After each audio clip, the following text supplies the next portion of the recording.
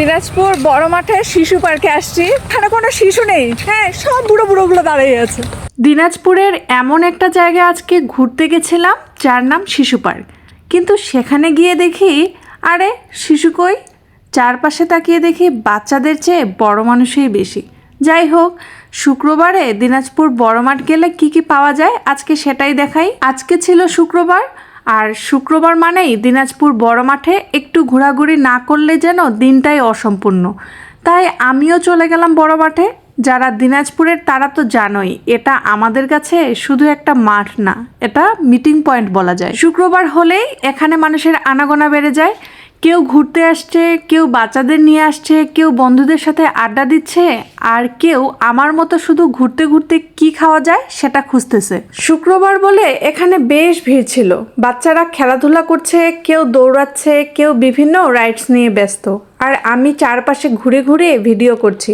তবে একটা জিনিস আমার কাছে বেশ মজার লাগলো, নাম শিশু পার্ক কিন্তু এখানে বড়দের সংখ্যাও কম না। বাচ্চারা খেলছে ঠিকই, কিন্তু তাদের বাবা মায়েরাও কম এনজয় করছে না।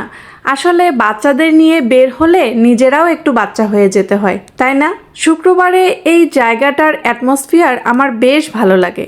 চারপাশে এত মানুষ, এত ব্যস্ততা, বাচ্চাদের হাসাহাসি, আবার কেউ বসে গল্প করছে, কেউ ছবি তুলছে, সব মিলিয়ে একটা আলাদা আনন্দের পরিবেশ। আমি তো একটু ঘুরে ঘুরে ভিডিও করছিলাম আর চারপাশটা দেখছিলাম। মাঝে মাঝে এমন কোনো বিশেষ কাজ না থাকলেও শুধু মানুষের ভিড়ের মধ্যে ঘুরে বেড়াতেই ভালো লাগে। এত ঘোরাঘুরি করতে করতে অবশ্য একটা সময় পেটের মধ্যে নোটিফিকেশন আসলো, আপনি কি খাবেন না? আর তখন কি করলাম, কেক নিয়ে নিলাম। আর সত্যি বলতে কেকটা বেশ দারুণ ছিল, তাই তাদের আরও কিছু কিছু জিনিস আমি ট্রাই করলাম, সেগুলোও বেশ মজা ছিল।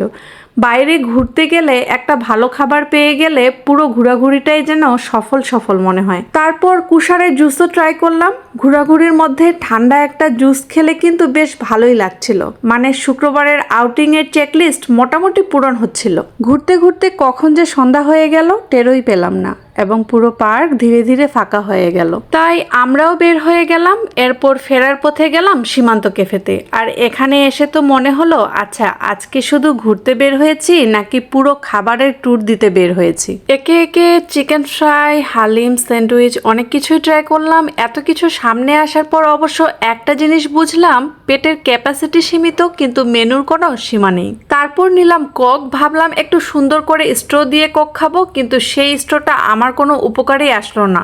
স্ট্রটা এমনভাবে বোতলের ভিতরে ঢুকে গেল যে আমি কোক খাবো নাকি আগে স্ট্র উদ্ধার অভিযান চালাবো সেটাই বুঝতে পারছিলাম না। শেষ পর্যন্ত স্ট্র তার নিজের জীবন বেছে নিল, আর আমি বোতলেই মন দিলাম। তো এই ছিল আমার দিনাজপুরের বড় মাঠ ঘোরাঘুরি। আসলে দিনাজপুরে যারা থাকো তারা জানো, দিনাজপুর বড় মাঠে একটু ঘুরে আসার মধ্যে আলাদা একটা ব্যাপার আছে।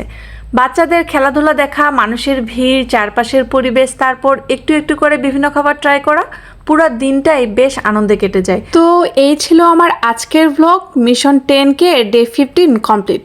তোমরা দিনাজপুরের হলে বলো তো, শুক্রবারের বড় মাঠে যাওয়া কি তোমাদেরও মাস্ট? আর গেলে প্রথমে কি খাও কমেন্টে বলো, দেখি কার ফুড চয়েস আমার সাথে মিলে।